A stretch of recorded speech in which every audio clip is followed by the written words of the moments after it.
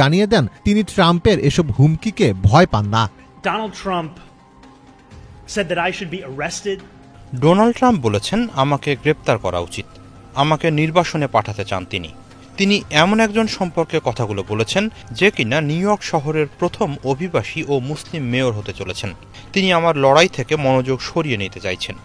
এই মুহূর্তে নিউ ইয়র্কবাসীর এমন একজন নেতা দরকার যে কেবল নির্বাচনে জয়লাভ করেই সন্তুষ্ট হবে না, বরং এই শহরকে নেতৃত্ব দেবেন।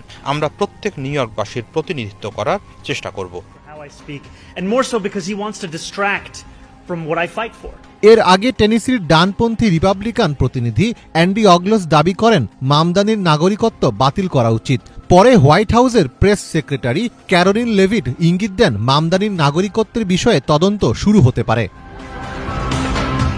তবে ট্রাম্প প্রশাসন মামদানির নাগরিকত্ব বাতিলের হুমকি দিলেও আইনি দিক থেকে সে ক্ষমতা সীমিত।